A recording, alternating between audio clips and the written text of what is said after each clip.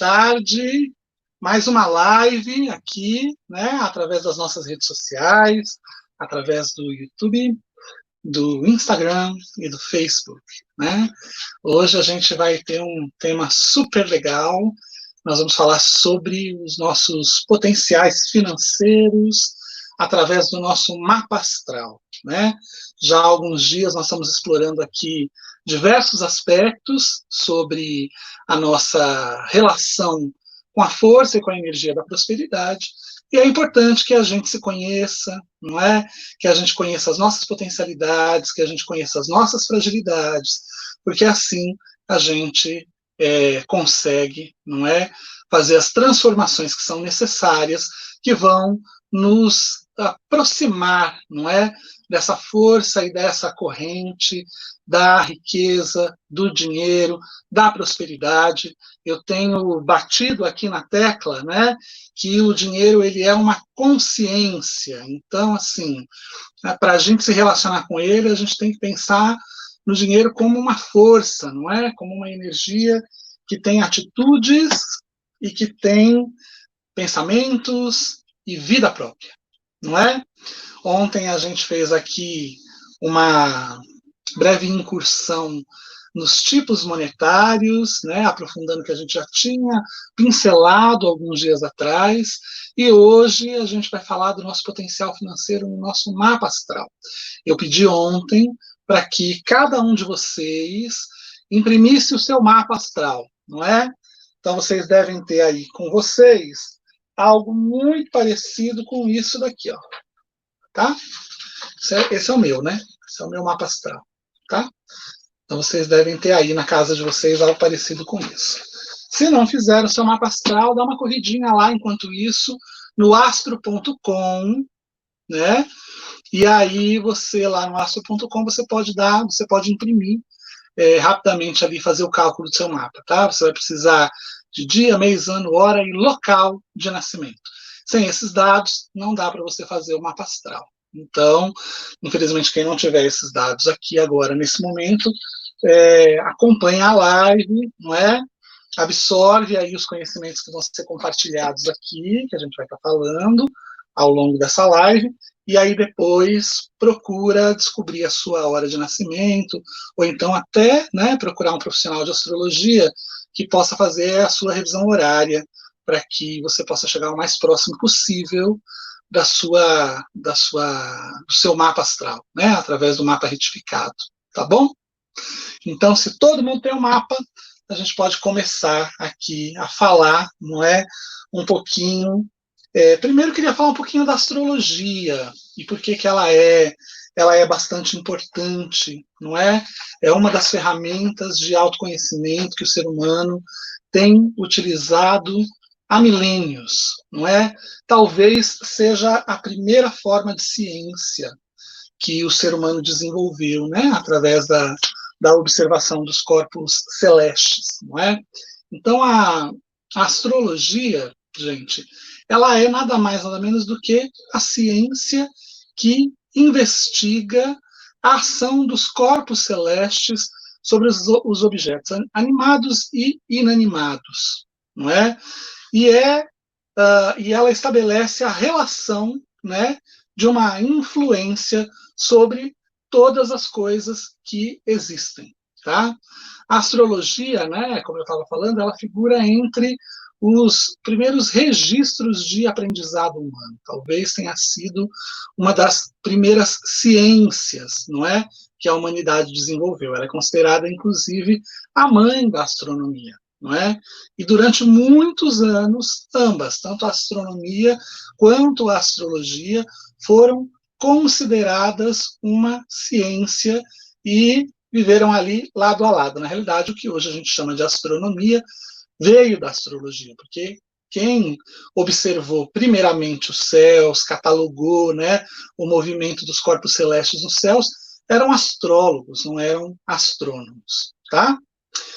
Só que, com o passar do tempo, né, essas duas ciências, ou seja, a ciência que observa esse movimento dos corpos nos céus e a reação disso sobre a Terra, com a ciência que observa, né, a distância entre os corpos, as magnitudes, as massas, os movimentos, a velocidade, a localização e etc., acabaram por se separar, né?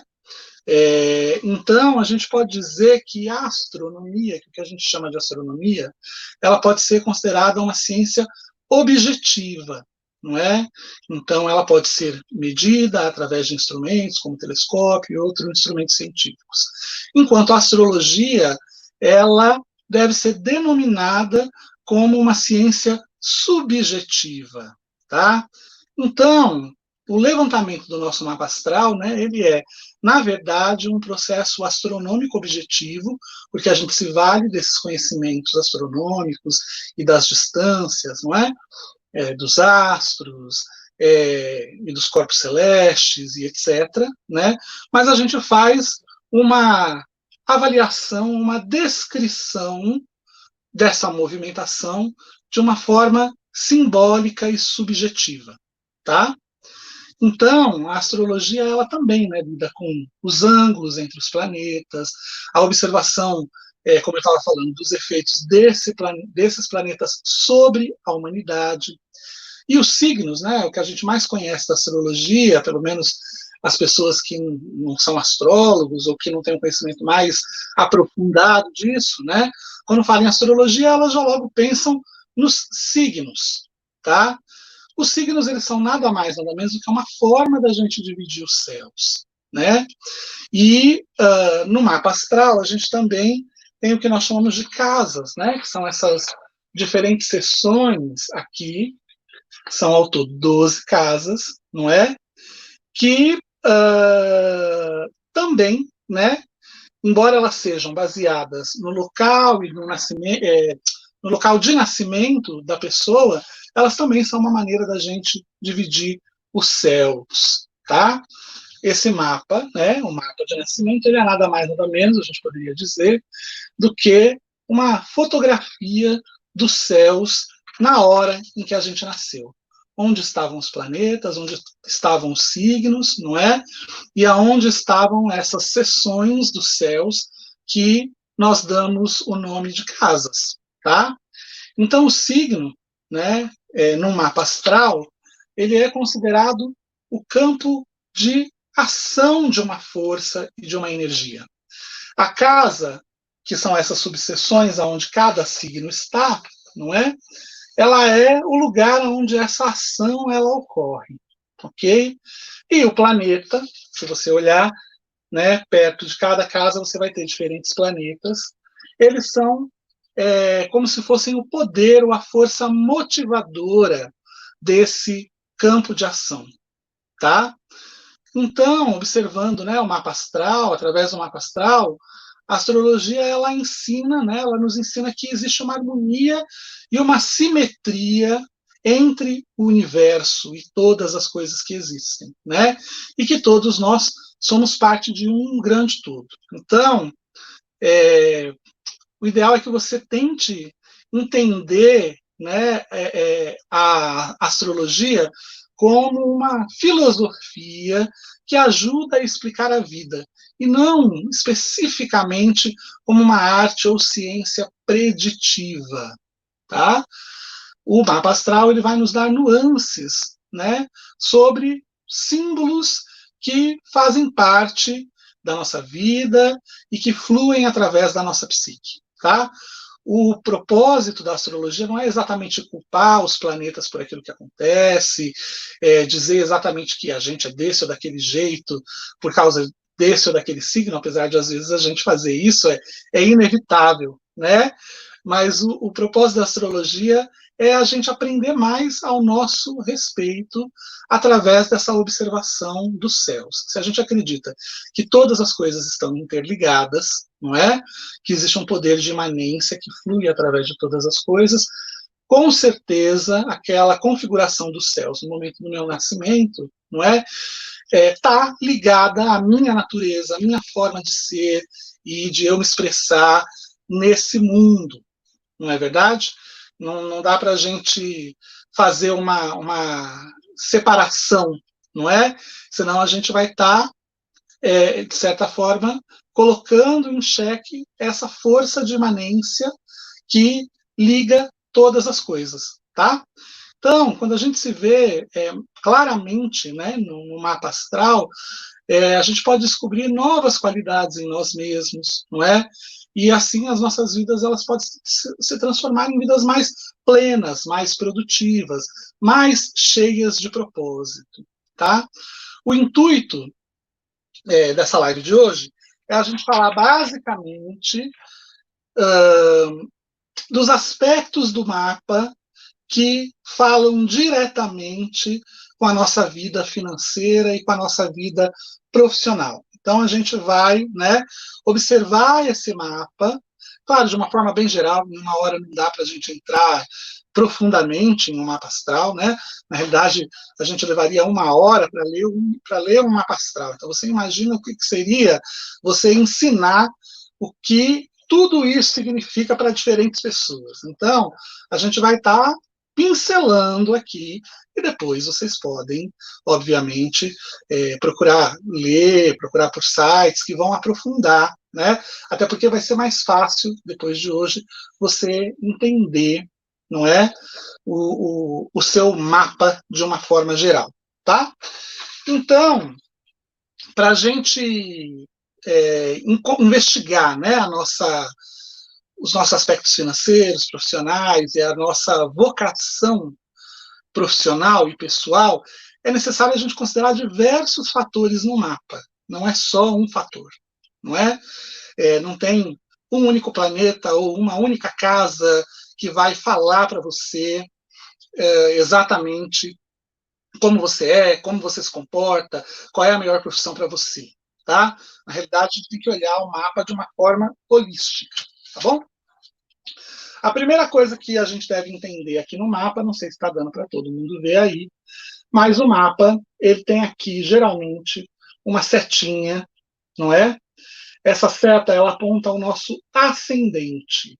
Nós começamos a contar as casas do mapa astral a partir dessa seta, tá bom? Então, nessa seta que tem uma reta até a próxima reta seria a casa número 1, tá? Da reta seguinte até a outra, casa número 2. E assim sucessivamente, ok? Nós sabemos que o primeiro signo da astrologia é o signo de Áries, mas não necessariamente Áries vai ser o signo da sua primeira casa, tá?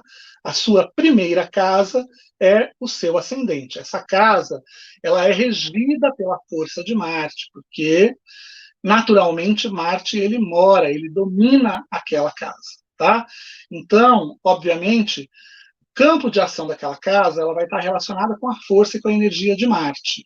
Mas a gente pode dizer que esse signo que está nessa primeira casa aqui é como se fosse um visitante da casa de Marte, tá? Então ele vai trazer as influências dele e vai operar dentro daquele ambiente que já está disposto, tá? Então, na verdade, nós temos todos os signos no nosso mapa astral. Nós somos todos os signos, não somos um signo só, tá?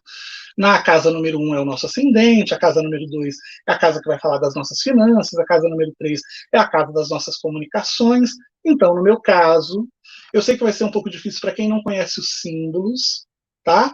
Mas depois você pode procurar aí por um dicionáriozinho de símbolos astrológicos na internet. A minha primeira casa, ela está em Sagitário, que significa que o meu ascendente é Sagitário, tá bom? A minha segunda casa está em Capricórnio, que significa que a minha casa número 2 está em Capricórnio, não é? A parte com a qual eu me relaciono com as posses, com o dinheiro, está aqui em Capricórnio. A 3 está em Aquário. E assim sucessivamente através do mapa, tá? Então, a primeira coisa é a gente encontrar qual é o nosso ascendente, para a gente poder se entender dentro desse mapa, ok? Para a gente começar, vamos dividir o mapa em 4 partes, que eu acho que é a coisa mais importante para a gente entender sobre a nossa natureza. Isso é o que a gente chama no mapa de hemisférios, tá? Do mapa. Então, a gente tem o hemisfério oriental, que é tudo aquilo que está à esquerda do mapa, tá bom? Ou seja, que está do lado do seu ascendente, ok? É essa faixa aqui. Se você tiver uma grande quantidade de planetas e de aspectos deste lado do seu mapa, não é? Isso vai dizer que a sua natureza ela é relacionada com o seu eu, com a sua individualidade. Então, na hora que o astrólogo ele bate o olho no mapa, ele já vai saber se aquela pessoa ela é mais individualista ou não. Então, se você tem uma quantidade de planetas enormes aqui no seu lado esquerdo do seu mapa, você já sabe que você é uma pessoa individualista. Você deve buscar por trabalhos, né, que sejam trabalhos que desenvolvam a sua individualidade, que desenvolvam o pioneirismo, não é? São geralmente mapas assim, são mapas que trazem grandes líderes para a humanidade, são pessoas que têm um poder natural de liderança. Então, primeira coisa tem um monte de planetinhas aqui do seu lado esquerdo? Se tiver um monte de planetinhas do seu lado esquerdo, você é naturalmente uma pessoa individualista. O ideal para você, em termos de trabalho, para você se conectar com essa corrente do dinheiro, da riqueza, é você buscar por trabalhos onde você seja pioneiro, onde você seja um grande líder, onde você seja aquele que vá guiar, que vá direcionar as pessoas, tá? Se aqui eu estou falando da individualidade do lado esquerdo, do lado direito, eu vou estar falando do outro, eu vou estar falando da sociedade. Então, se você tem do lado direito uma quantidade imensa de planetas aqui nessa faixa, isso significa que as melhores profissões para você seriam as profissões relacionadas ao outro, seriam as profissões relacionadas aos trabalhos sociais, aonde você vai se colocar a serviço da humanidade, onde você vai se colocar a serviço das pessoas, tá? Se você tem uma quantidade de planetas, não é? Na parte superior, que a gente chama de hemisfério diurno do seu mapa, se você olhar, os meus planetas estão todos lá em cima, não é? Isso significa que os trabalhos ideais para você são aqueles trabalhos onde você tenha um grande potencial de visibilidade, tá? As pessoas que têm muitos planetas na parte de cima, muitos aspectos na parte de cima, são pessoas que geralmente trabalham com o público, com as pessoas, são atores, atrizes, não é? Pessoas que estão sempre em contato e estão sempre em visibilidade, tá bom? No entanto, se você tiver uma quantidade de planetas maior aqui na sua parte noturna, no seu hemisfério noturno, que está aqui abaixo, tá? Isso significa que o ideal é você buscar por trabalhos e por empregos aonde você não seja invisível, aonde você não tenha necessariamente que ser líder, mas aonde você seja um auxiliar, onde você não esteja na linha de frente com as pessoas. Por quê? Porque você tem naturalmente uma natureza mais oculta, você é uma pessoa que gosta de permanecer. Claro, estou falando de uma forma geral, tá, gente? Aí tudo vai depender dos outros planetas, não é? Mas estou falando assim, quando a gente olha logo de cara, tá? Se você tem essa quantidade de planetas imensa aqui do lado de baixo, significa que você tem uma natureza mais reclusa, mais oculta. Então, os trabalhos de liderança não são trabalhos muito interessantes para você. Você vai ter uma certa dificuldade em lidar com esse tipo de coisa, tá? Depois disso, a gente vai olhar a distribuição dos planetas pelos elementos da natureza. Se você observar, geralmente nos mapas astrais, cada signo ele está com uma cor diferente aqui no círculo, tá? No mapa, no zodíaco, né? No horóscopo. Então, o que é gravado aí? O signo que é gravado em vermelho representa o elemento fogo, o signo que é gravado em verde representa o elemento terra, o signo que é gravado em amarelo representa o elemento ar, e o signo que é gravado em azul representa o elemento água. As mesmas cores que a gente usa nos rituais de Wicca para os elementos, tá?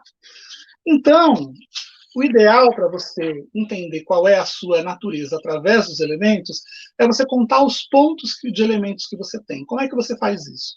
Através dos planetas que estão nas casas, dos aspectos, né? Então, um planeta em uma casa de terra representa que você tem um ponto em terra, tá? Um planeta numa casa de ar representa que você tem um ponto em ar. Se você tiver um planeta, por exemplo, que é o meu caso, tá? Que eu vou dizer aqui. Eu tenho Netuno em Sagitário, eu tenho um ponto de fogo. Aí eu vou ver que lá em cima, no Leão, eu tenho Saturno na casa número 9, em Leão, 2 pontos de fogo, tá?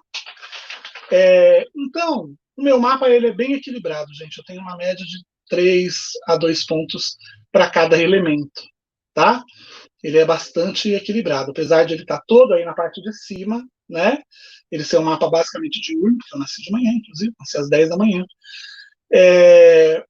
O meu mapa ele é bastante equilibrado, mas para algumas pessoas isso não acontece. Para algumas pessoas, elas vão ter uma preponderância maior em um elemento ou em outro elemento, tá? Então vai ter gente que vai ter muitos pontos em fogo, vai ter gente que vai ter muitos pontos em água, vai ter gente que não vai ter nenhum ponto em terra, né? Que é um terror, que já é uma pessoa que já demonstra que ela tem uma grande dificuldade em materializar, em concretizar as coisas da vida. Então, a gente já teve aqui uma live sobre os elementos há uns dias atrás. Se você está chegando agora, procura depois essa live para você entender sobre os 4 elementos da natureza, e aí você vai aplicar aquele conhecimento que a gente já trouxe para essa live, tá?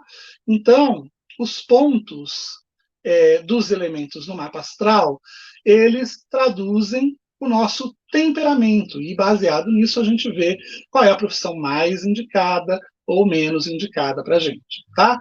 Pessoas que têm muita água são extremamente emocionais, pessoas que têm muito fogo são bastante impulsivas, ativas. O ideal seria que a gente tivesse pleno equilíbrio, tá? Mas não é sempre que isso acontece. A falta do elemento, por conseguinte, mostra quais são as nossas vulnerabilidades, não é? Os pontos que a gente tem em defasagem, que a gente precisa trabalhar. Então, uma ênfase em signos de fogo vão representar pessoas que são ativas, impulsivas, entusiasmadas, interessadas no significado das coisas, não é? No signo de terra, são pessoas práticas, são pessoas interessadas em realizar as coisas, são pessoas que percebem os sentidos, não é? No signo de ar, são os intelectuais, os comunicativos, são pessoas que precisam estar sempre estimulando a sua mente, não é? E nos signos de água, a gente vai ter as pessoas mais sensíveis, empáticas, simpáticas, profundas, não é? Aquelas que a principal motivação delas está nas suas emoções. Então, já dá para a gente ter uma ideia do que cada pessoa pode ser, também baseado nos pontos dos elementos que ela tem. Pessoas com fogo, muito fogo, são super líderes, pessoas com muita terra são super práticas, têm um grande poder de realização. Pessoas com muito ar são super criativas, né? Podem se tornar grandes escritores, pessoas que trabalham com a mente, com o intelecto, grandes professores, doutores, né? Pessoas com muita água são pessoas extremamente emotivas, podem se tornar grandes artistas, por exemplo, que comunicam, né, o seu mundo interior com as pessoas através da sua arte, tá? Então isso já dá também, né, uma nuance, não é? Do que, enfim, você tem tendência aí de desenvolver na sua vida. A gente também consegue dividir o mapa astral, gente, entre signos que a gente considera, que a gente chama de signos cardinais, signos fixos e signos mutáveis. Eu sei que isso é muita informação, mas eu não vou deixar de dar elas aqui para você, tá? Os signos cardinais são aqueles signos que estão aqui, por exemplo, ó, já, né, na primeira casa, que no mapa do céu normal, a primeira casa seria Áries.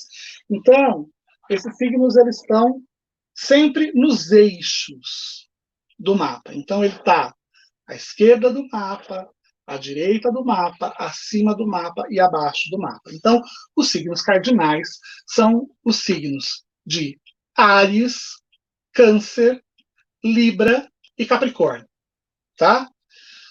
A gente tem os signos que são fixos. Os signos fixos são os signos de Touro, Leão, Escorpião e Aquário, tá? E a gente tem os signos mutáveis, não é? Que são os signos de Gêmeos, o signo de Escorpião, o signo de Sagitário e o signo de Peixes. Isso também vai dar uma nuance para a gente das nossas tendências no mapa astral. Por quê?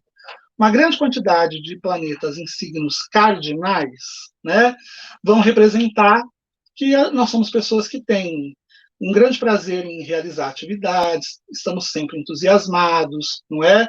Não temos medo de ultrapassar os nossos limites, temos uma tendência de desenvolver posições de liderança e profissões que são ativas. Por exemplo, no meu caso, o meu signo é um signo cardinal, eu sou um signo, eu sou de Libra, não é? Então, eu tenho uma tendência natural para a liderança, tá? Os signos fixos são os signos mais resistentes e estáveis, não é? Então, as pessoas dos signos fixos, elas têm uma propensão, né, de estarem ligadas a profissões mais rotineiras, corriqueiras. Elas não são pessoas que têm grande problema em ter rotina. Elas até gostam. Elas gostam de segurança, elas gostam de ter aquele salário no final do mês, entendeu? De não ficar louco, querendo saber quanto é que vai ganhar, daquela incerteza que muitas pessoas, às vezes, né, que trabalham com liderança, ou que são seus próprios patrões, acabam tendo que lidar, tá? E as pessoas, e o signo mutável, né, muitos aspectos em signos mutáveis, traz uma grande flexibilidade, adaptabilidade, mas também dificuldade em tomar determinadas decisões. Então, pessoas que têm muitos aspectos nos signos mutáveis, né, elas podem se tornar grandes intelectuais, pessoas que gostam de trabalhar com sentimentos, com as artes, tá? Mas e que precisam de flexibilidade na sua vida. Elas não gostam muito de estarem ligadas à rotina, tá bom? Depois disso, a gente tem que pensar quais são as casas, não é?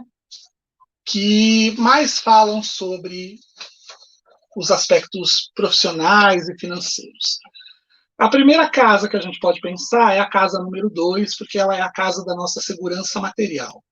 Então, o que você tem aí na casa número 2? Eu, por exemplo, não tenho nada na minha casa número 2, só tenho o signo, né, que é o signo de Capricórnio, tá? Mas aí a gente vai ver aonde esse signo, aonde o regente desse signo ele está, não é? No meu caso, o regente de Capricórnio está lá na casa número 9, que é, aqui no meu mapa astral, regida por Leão, né? Saturno está ali. E está fazendo conjunção com um aspecto importante que eu vou falar para vocês daqui a pouco, que a gente chama de roda da fortuna. Tá? Se eu observar, tem tudo a ver comigo, com o que eu faço. Né? Por quê? Porque eu sou uma pessoa que me dedico inteiramente à minha vida espiritual, né? Me tornei uma pessoa bastante conhecida pelos meus livros que falam de espiritualidade, não é? E, de certa forma, sobrevivo, não é? Do meu trabalho como escritor, em cima de coisas ligadas ao meu mundo espiritual. Então, a casa número 9, para quem entende astrologia, ela é uma casa que fala da nossa vocação espiritual, não é? Saturno traz naturalmente uma tendência kármica a ter que lidar com essas coisas, e a minha casa número 2, ela é em Capricórnio, ou seja, o regente do signo que está nessa casa está lá na casa número 9, tá? Então, como é que eu poderia ganhar dinheiro? Como é que eu poderia me sintonizar com essa corrente da prosperidade e da riqueza, não é? Fazendo coisas que estejam ligadas a esse universo da espiritualidade, tá? Então, casa número 2, ela é super importante para a gente entender como a gente vai lidar com a segurança material, tá? Além dela, a gente teria a nossa casa do trabalho, que é a casa número 6. Aqui, no meu mapa astral, a minha casa número 6, ela está em touro. Não sei se dá para vocês verem aí, mas está em touro, tá? Está em touro. Também não tem nada nela, né? Mas o regente dela, que é Vênus, está lá em cima na casa número 10. Olha que maravilha! Tá? Em Virgem. Então, isso me dá um senso prático, não é? Para adquirir visibilidade e, com essa visibilidade, trazer dinheiro para a minha vida. Fazer com que meu lado, meu trabalho, ele se torne reconhecido. Tá? Então, você pode fazer a mesma coisa. Se você tiver um planeta, dá para você falar, né? Dá para você entender que aquele planeta está querendo representar ali naquela casa. Daqui a pouquinho eu vou falar dos planetas, tá? A outra casa que é importante a gente ver é a casa número 10. A casa número 10 é a casa que fala verdadeiramente, né, da nossa profissão, da nossa posição social, financeira, da nossa vocação e da nossa reputação na sociedade, tá? Eu, por exemplo, tenho Sol na 10. Todo mundo quer ter Sol na 10, né? Eu tenho lá. E tenho 3 planetas bem importantes na casa número 10, né? Que é Mercúrio, que é o planeta da comunicação. Eu tenho Vênus, que é a regente do meu próprio signo, porque eu sou libriano, não é? E tenho Sol, né? Domiciliado na casa 10, ou seja, meu Sol está em Libra, tá? Então, isso traz para mim boas energias. Eu posso dizer que eu nasci com um mapa positivo, um mapa bom, um mapa que me dá a possibilidade de ter sucesso nas coisas que eu faço. Claro que tem mapas que são bem mais difíceis, né? Tem pessoas que têm mapas difíceis de realizarem, não é? Mas, no meu caso, eu fui agraciado, ainda bem. Além disso, é importante a gente olhar o nosso ascendente, tá? Que é aquela primeira casa que a gente falou aqui.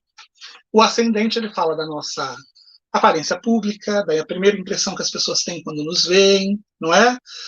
Como a gente se apresenta geralmente para o mundo, qual a percepção que as outras pessoas têm sobre a gente e como a gente reage aos ambientes, não é? Então, aqui no meu caso, meu ascendente é Sagitário. Tem muitas pessoas que olham para mim e falam que eu não sou libriano, né? Porque eu não tenho dúvidas, eu não tenho certeza, eu não tenho segurança, eu vou, eu faço e realizo, tá? Mas isso é o que as pessoas estão vendo, a minha natureza interior não é desse jeito, viu, gente? Por quê? Porque o que elas percebem de mim, a primeira impressão que elas têm é a do meu ascendente, tá? E isso é super importante, gente, porque o ascendente, ele vai falar de como, por exemplo, uma pessoa ela vai te observar em uma entrevista de trabalho, né? Como que ela vai te ver? Como é que ela, né, vai se impactar com a sua presença naquele momento? Ela não tem né, muita possibilidade de te conhecer profundamente numa entrevista de trabalho. Então, aquilo que ela vai ver de primeiro, pá, é o que vai ficar, tá? Então, para quem tem um signo que é comunicativo, empático, simpático, que maravilha, que bacana. Agora, quem tem signos mais pesadinhos, não é? Por exemplo, Virgem, né? Capricórnio, que geralmente são aquelas pessoas mais carrancudas, né? Já sabem que vão ter que se esforçar um pouquinho mais umas entrevistas de trabalho aí, porque senão a primeira coisa que vão perceber nessas pessoas, não é esse lado mais reservado, mais sério, né? Que não gosta de brincadeiras, que pode ser bom para algumas coisas, mas em uma entrevista que teoricamente você precisa soar simpático e legal, ter essa primeira impressão não é bacana. Isso não significa, não é? Não estou dizendo que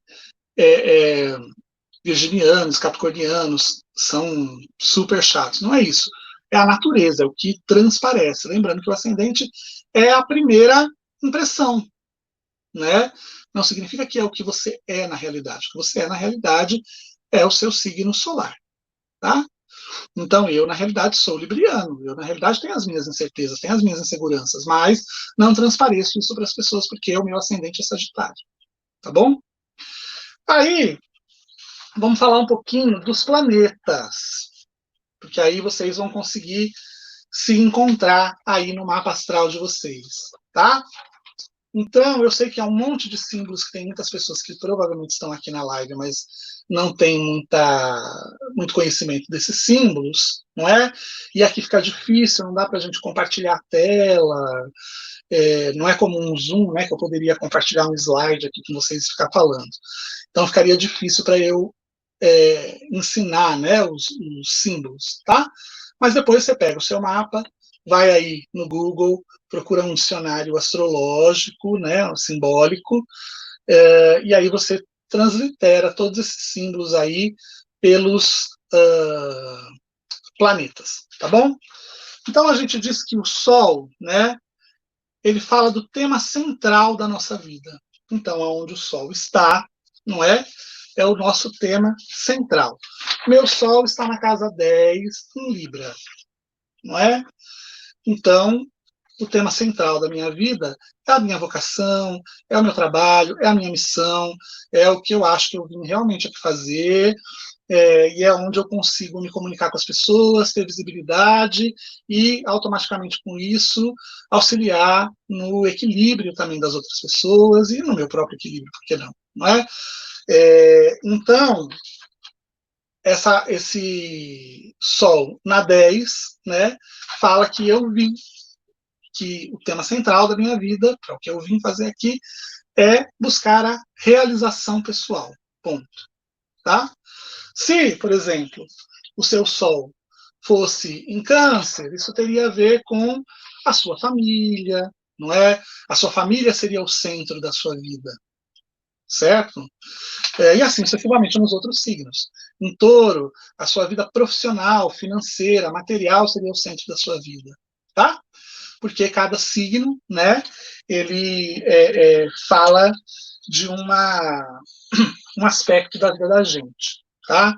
Então a gente poderia dizer, né, que Áries está ligado ao pioneirismo, Touro está ligado ao dinheiro, como a gente lida com os valores, com as finanças, não é? Gêmeos está ligado aos nossos pensamentos, à nossa criatividade, ao nosso poder de aprendizado, de comunicação. Câncer está ligado ao nosso lar, à nossa casa, à nossa família, ao cuidar das outras pessoas, à figura materna. Leão está ligado também à família, mas pelo lado paterno, não é? Está ligado à recriação, aos casamentos, aos namoros, né? Da vida. A gente teria Virgem, que está ligado também ao trabalho, à saúde, não é? A nossa atitude diante das dificuldades e dos problemas da vida. Libra está ligado às relações afetivas, a relação com o outro, né? O desenvolvimento das parcerias. Escorpião está ligado ao sexo, à reprodução, à morte, à transformação, à cura, tá? Sagitário está ligado à religião, à filosofia, né? À educação superior, às viagens, né? Ao movimento da nossa vida, tá? Capricórnio está ligado à carreira, à nossa posição social no mundo, o nosso senso de autoridade. Aquário está ligado aos amigos, né, ao nosso grupo social, às transformações que a gente promove na sociedade. E Peixes está ligado ao nosso lado inconsciente, à nossa espiritualidade e à nossa natureza interior, ao nosso lado mais secreto. Então, aonde o Sol está, né, ele vai ativar esse campo de vida. Então, Sol em Touro fala que o tema central da sua vida é o dinheiro, são os valores, são os trabalhos, é acumular, tá? O Sol em Capricórnio é a carreira profissional, né? É buscar, procurar se tornar uma autoridade, seja naquilo que a pessoa for fazer. E assim sucessivamente, tá bom? A Lua, ela fala sobre aquilo que a pessoa precisa sentir para ser feliz e completa, né? A Lua está ligada às emoções, está ligada aos sentimentos. Por exemplo, a minha Lua está em Gêmeos, não é? Então, para mim, o pensamento, o aprendizado, a comunicação, não é? Me faz muito feliz. Não é à toa que eu tenho mais de 3 mil livros aqui na minha casa e acabei me tornando um escritor, não é? É o que me completa, é o que me dá satisfação, tá? Mercúrio fala da nossa atitude mental. Aonde está a nossa mente? Onde a gente coloca a nossa mente, o nosso pensamento, não é? O meu Mercúrio, ele está em Virgem, né? Eu sou uma pessoa, eu digo que eu sou o bruxo mais racional que existe, eu sou o bruxo menos supersticioso que existe. E é verdade, talvez isso seja por causa do meu Mercúrio que está em Virgem, né? Vênus fala das nossas qualidades artísticas, sociais, do amor, né? Marte fala daquelas áreas da vida da gente que a gente precisa colocar, aplicar mais energia, não é? Fala onde a gente inicia as coisas na nossa vida.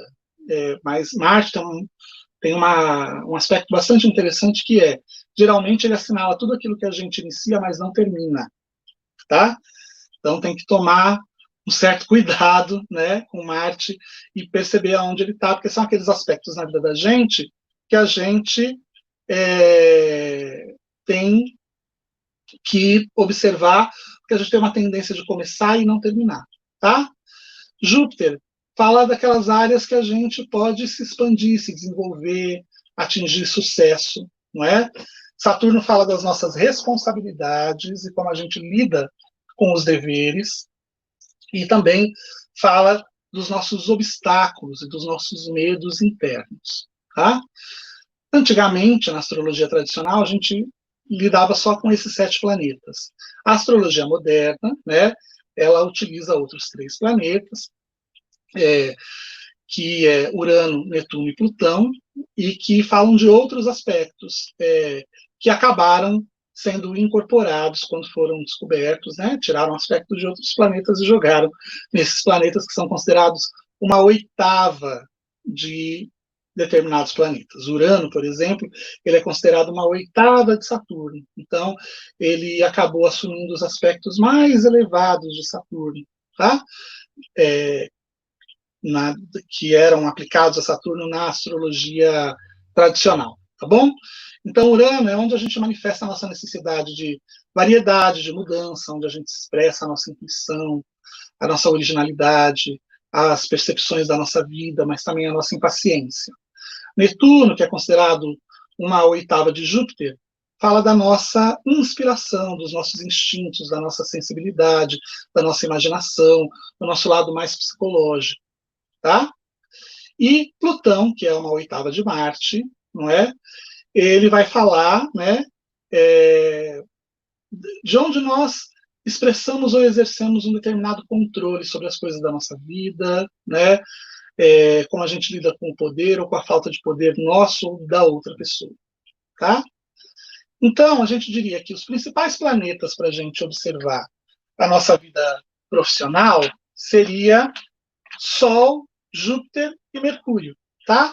Então, é só você ver aonde o seu Sol está, aonde o seu Júpiter está, né? E aonde Mercúrio está, tá? Eu, por exemplo, tenho Júpiter na 7, me traz uma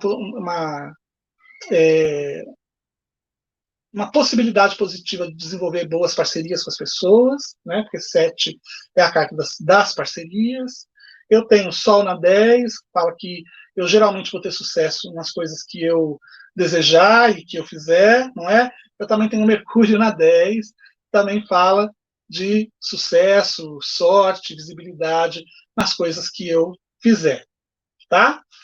Então, são os três aí principais planetas para a gente observar. Eu falei agora há pouco da roda da fortuna. A roda da fortuna no mapa astral, ela aparece como esse aspecto, como essa bolinha aqui com uma cruz, tá? No meu mapa, né, ela está na casa número 9, tá? A roda da fortuna, ela foi o que sobreviveu da astrologia tradicional na astrologia moderna.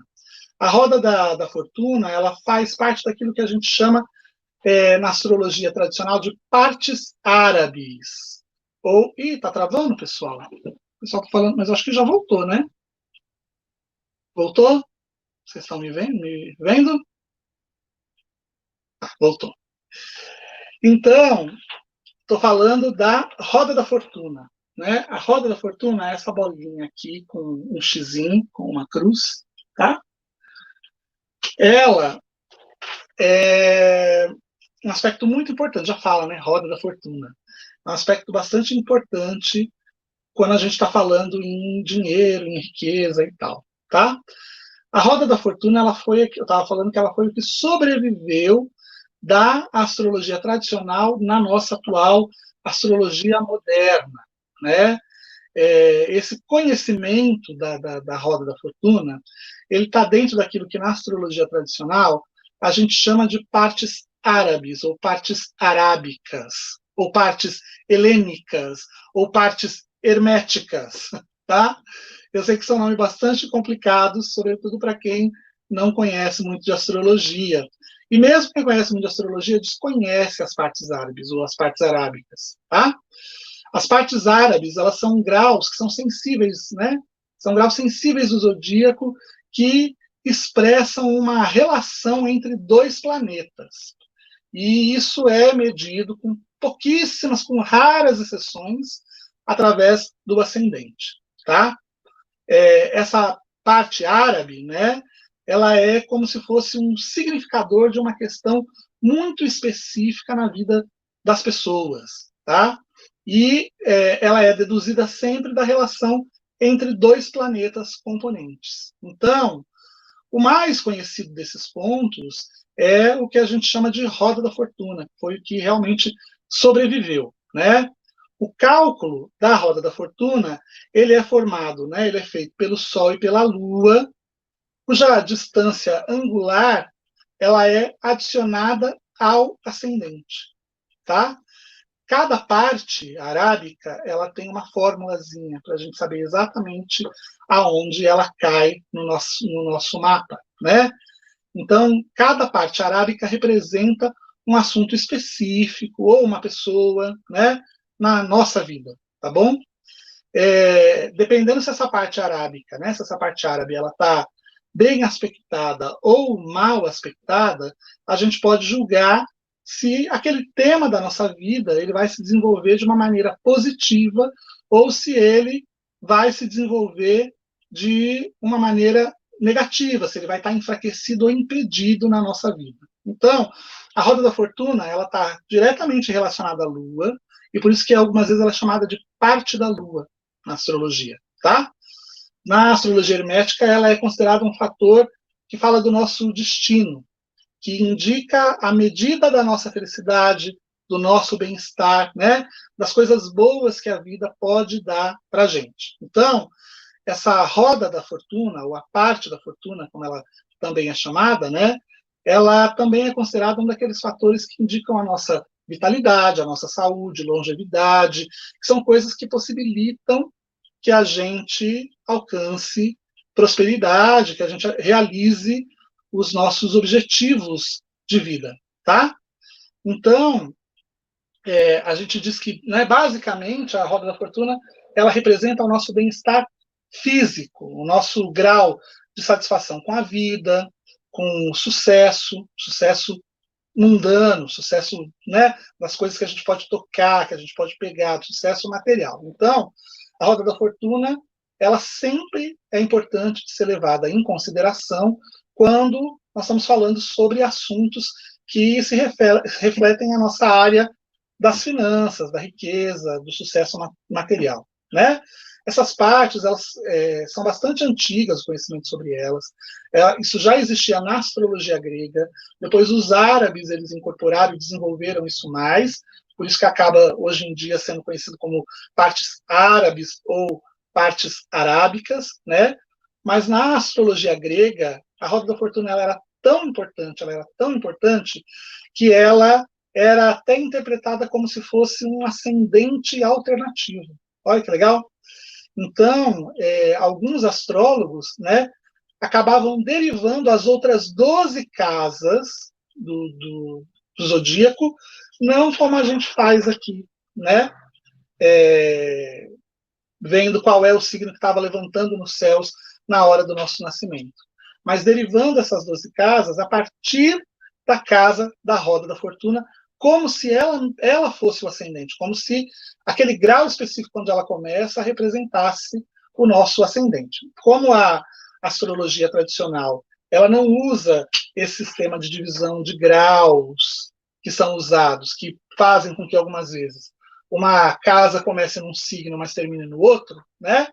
Na astrologia clássica, cada casa ela é uma casa completa, né? O sistema de casa ele é diferente desse sistema, né? O signo em que o ascendente ou a parte da roda da fortuna ele é encontrado, ele representa aquela casa inteiramente. Então, diferente do que está aqui, aonde no meu ascendente, na astrologia moderna, né? A casa número 1 começa em Sagitário, mas termina em Capricórnio, ou seja, ela pega 2 signos. Na astrologia tradicional, a casa número 1 seria Sagitário, entendeu? A casa número 2 seria Capricórnio, né? Então, essa casa ela é uma casa inteira, né? Então, a roda da fortuna representava a casa número 1, o próximo signo a casa número 2, e assim sucessivamente.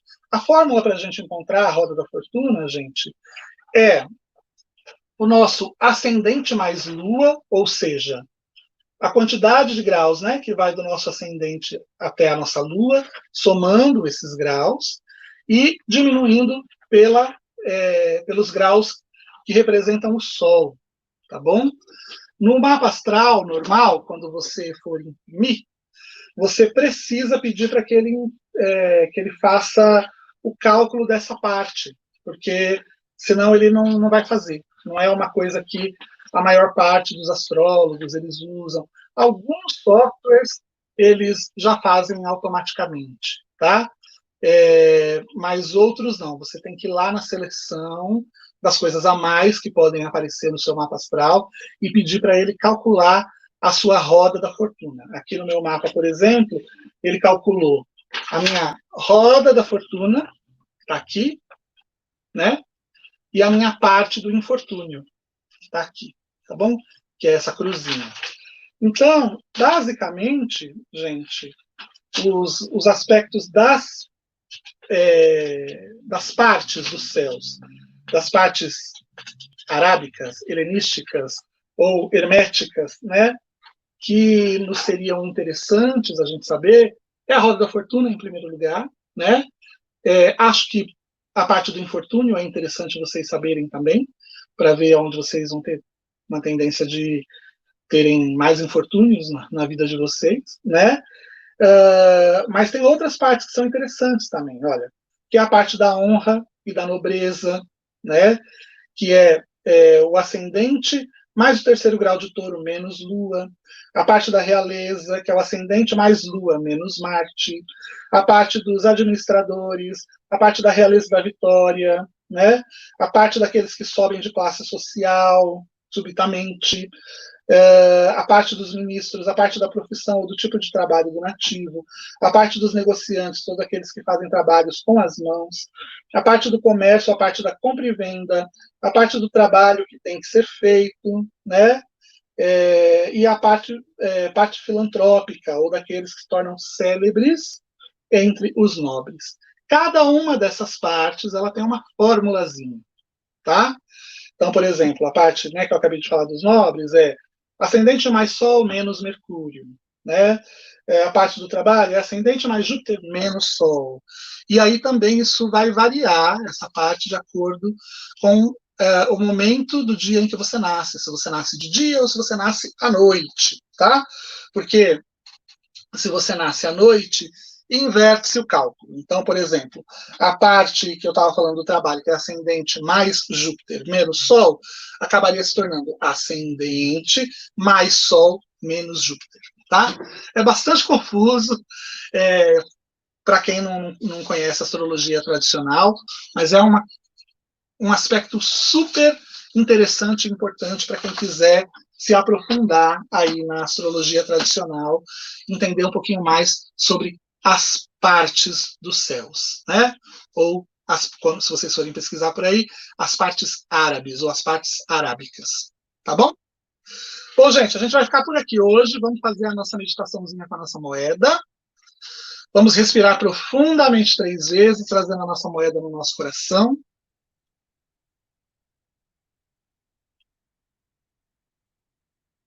projetando toda a nossa força, as nossas intenções para essa moeda.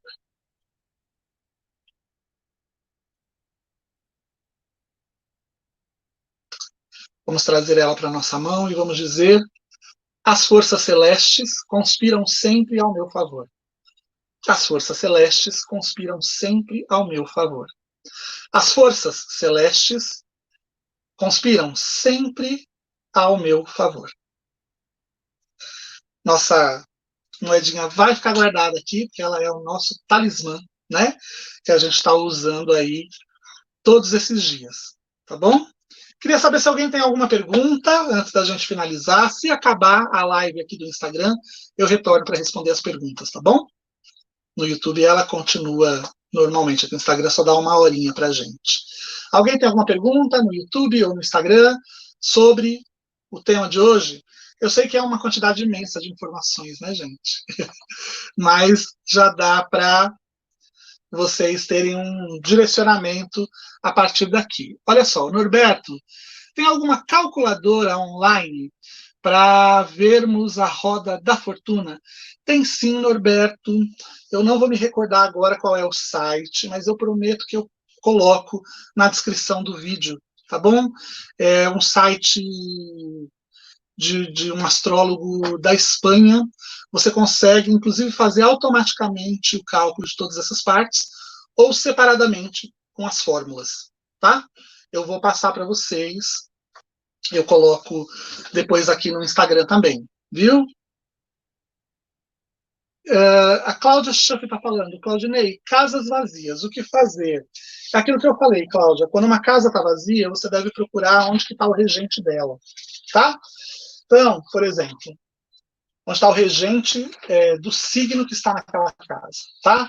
Eu, por exemplo, tenho aqui, como eu falei para você, vou mudar, vai. Pegar aqui, eu tenho Aquário na casa número 3, está vazia. Onde que está meu Urano? Vamos lá procurar. Ele está na casa número 11, tá? Então, aí eu trago o significado daquele planeta naquela casa para essa casa, tá? Ou seja, essa minha casa número 3, ela vai virar uma casa mais, aqui no meu caso, porque o meu Urano ele está em Escorpião, vai ter um aspecto mais escorpião, tá bom? Aí eu trago esse significado para cá, tá? O Lucas está perguntando sobre os nódulos, né? Norte, Sul e Quiron. Você pode usar os nódulos Norte e Sul. Eu, particularmente, não uso Quiron, tá? Eu sei que tem muita gente que usa. Eu tenho até uma dificuldade em usar esses planetas transpessoais que foram encontrados, né, pela astronomia moderna. Vou dizer por quê.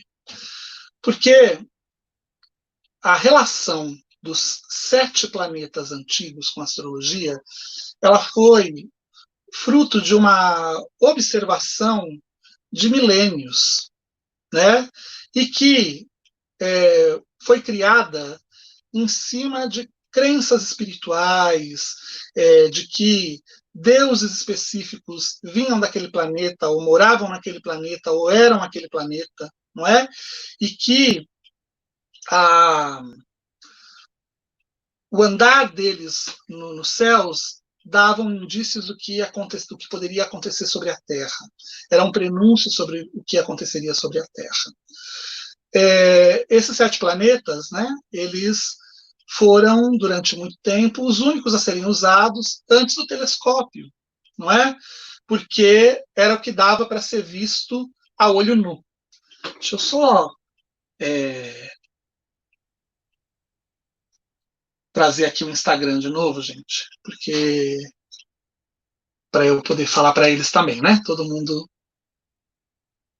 poder aproveitar. Aqui o sinal parece que está meio ruimzinho, tá?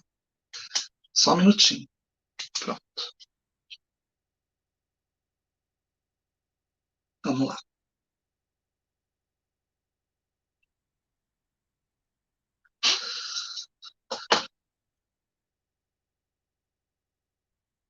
Então vamos retornar essa pergunta, né, do Lucas, tá? E aí o que acontece, Lucas? Há toda uma relação milenar, né, astrológica em cima desses planetas. Esses planetas eram os únicos que eram observados a olho nu. E todos eles tinham mitos, tinham lendas, tinha algo metafísico por trás disso, tá? Aí o que acontece? Na astronomia, né, moderna, com o uso do telescópio, as pessoas acabaram descobrindo outros planetas, né, que estão mais distantes e que não eram visíveis a olho nu. E aí deram aleatoriamente esses nomes para esses planetas, entendeu? Claro que se diz que muito se observa o movimento, o comportamento do planeta para poder dar um nome para aquele planeta, mas isso aí conversa para inglês ver, porque na realidade não é essa, tá? Então, a astrologia tradicional, você tem uma tradição dos planetas com aqueles nomes, representando aquelas forças e aquelas energias. Esses planetas transpessoais que foram descobertos através do uso do telescópio, alguém, provavelmente o astrônomo que descobriu, que foi lá e deu o nome para aquilo. E aí as pessoas pegam e querem fazer um match, né, entre aquele nome e o que aquele Deus que aquele nome representa pode, como é que eu vou dizer, influenciar no mapa astral, mas é uma coisa moderna. Então eu não uso nem Quiron, eu acho uma bobagem essas coisas de asteroides, eu não uso, tá? Eu sou bem tradicional nesse ponto, eu gosto até mesmo de observar só os 7 planetas mágicos, viu? Eu não curto essa coisa desses planetas modernos e novos que foram descobertos, tá bom? Eu não uso Quiron, nem sei para que ele serve, tá bom? Adriana Vasconcelos, e como calcular Lilith no mapa astral? Então, nesses softwares, né, e nas páginas, você consegue fazer isso automaticamente, tá? É só você clicar ali e adicionar para que mostre a sua Lilith, tá bom? Loirinha está perguntando, o que acontece quando há um planeta em combustão? Em combustão, é isso que você está falando? Acho que você quer falar em conjunção, né? Que aqui está combusto. Deve ser em conjunção no mapa astral. Em conjunção, aquele planeta está bem próximo a outro planeta, ou fazendo aspecto com a cúspide de alguma casa que seja importante, né? Isso representa uma energia bastante poderosa de força, de união, que intensifica, né? Aquela, aquele aspecto que está ali naquele momento, naquela casa, que está sendo feito ali através daquele, muitas vezes, estélio, né? Tá? Então, a conjunção, ela é um aspecto que é como se fosse, como é que eu vou te dizer? Trouxesse a união para a realização de um propósito, a união daquelas diferentes forças planetárias para a manifestação, para a realização do tema daquela casa. Tá bom? A gente tem mais alguma pergunta aí no YouTube? Pergunta do Insta. Acabei de responder essa pergunta que me passaram aqui no YouTube. Acabei de responder, tá? Tem mais alguma pergunta aqui no Instagram, pessoal? Hello? Quem quer saber mais alguma coisa sobre astrologia? Gente, eu aconselho muito vocês estudarem as partes árabes. É uma coisa muito bacana, muito legal. A astrologia tradicional é muito legal. É bem diferente da astrologia moderna. A astrologia moderna, ela tem uma pegada mais psicológica, mais arquetípica, né? E a astrologia tradicional, ela era uma astrologia fatídica, uma astrologia, inclusive, que levava em consideração o destino. Então, aquele aspecto representa tal e tal coisa. Quando a criança ela nascia, por exemplo, sobretudo na realeza, né? Porque a realeza ela tinha muitos astrólogos e pessoas que ajudavam a predizer, né?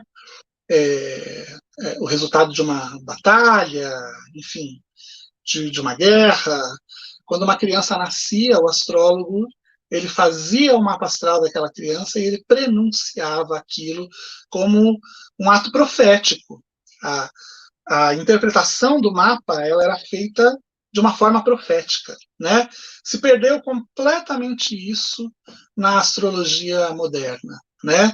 Mas é muito bonito. Quem preserva isso ainda um pouco é a astrologia védica, né? O problema da astrologia védica é que ela é bastante diferente da nossa astrologia ocidental, né? Eu, por exemplo, não seria de Libra, eu seria de Virgem. Meu ascendente não seria Sagitário, seria Escorpião, enfim. Mas a astrologia tradicional ela é bastante interessante, porque ela dá um ar mais solene para a leitura, sabe? É bem interessante, assim. As coisas elas são é, interpretadas de uma forma bastante profética. E as partes árabes elas fazem parte, né? Uma das partes da astrologia tradicional, tá bom? Mais alguma pergunta, gente? Ou podemos encerrar por hoje? Podemos? Perfeito. Olha só, prazer estar aqui com vocês. Amanhã, a partir de amanhã, a gente vai começar 3 dias de jornada com o naipe de ouros, tá bom? Então, prepara aí, guarda, né, traz o seu tarô para a live, para a gente poder percorrer esse naipe de ouros. A gente vai fazer 3 dias porque é impossível passar pelo naipe de ouros olhando cada um dos aspectos em 1 hora. Não dá. Então a gente vai focar em uma quantidade de cartas para um dia, a gente vai focar em uma quantidade de cartas para outro dia, e depois a gente vai focar nas cartas da corte, da realeza, tá bom? E como eu falei, né, os naipes do tarô, eles falam sobre os planos da existência. Então a gente tem aí o nosso plano material, que a gente vai ver através do naipe de ouros, que nos dá, né, os indícios de como é a potência dessa força e como ela se realiza na nossa vida e qual é o caminho que a gente percorre e as diferentes lições que cada carta, que na realidade é uma parte do caminho, traz para a gente, não é? E aí os outros naipes falam de outros temas da vida, não é? O naipe de espadas vai falar do nosso plano mental, né? O naipe de bastos vai falar do nosso plano espiritual e social, o naipe de copas vai falar do nosso plano emocional, né? Esses planos que são importantes de serem mantidos o equilíbrio para a gente poder ter uma vida em harmonia, tá?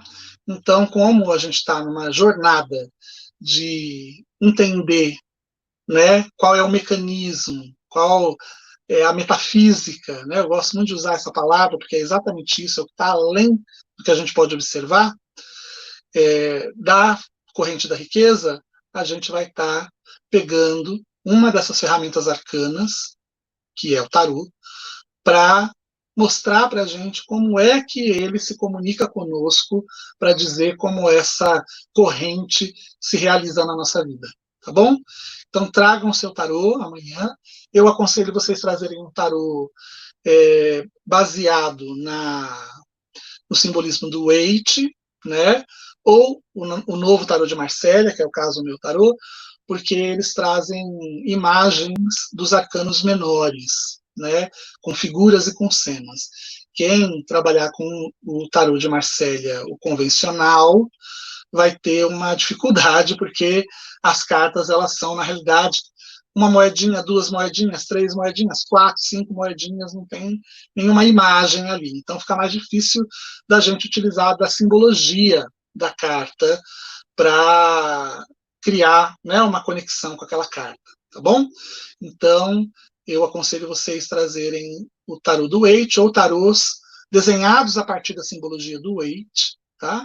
Que é, né, aquela simbologia. A gente diz que tem duas escolas, né, de tarô, a francesa e a inglesa. A inglesa se baseia geralmente os desenhos nos desenhos do Waite, e a francesa geralmente se baseia em reinterpretações do estilo Marsella, tá? O único louco que juntou as duas fui eu. Então, fazendo o novo tarô de Marsella, tá? O novo tarô de Marsella, vocês não vão ter esse problema se vocês tiverem, tá bom? Então amanhã a gente está de volta aqui às 18 horas para seguirmos aí na nossa jornada rumo à prosperidade, à riqueza, à conexão com a corrente do dinheiro. Chame, traga essa energia cada dia mais para perto de você. Cada dia, cada live dessa te dá um bloquinho para você construir o seu castelo. No final desse processo, quem realmente tiver vontade vai poder construir a sua prosperidade. Tá bom? A gente volta amanhã. Um beijo, pessoal. Fiquem bem. Bom domingo para todo mundo. Tchau, tchau.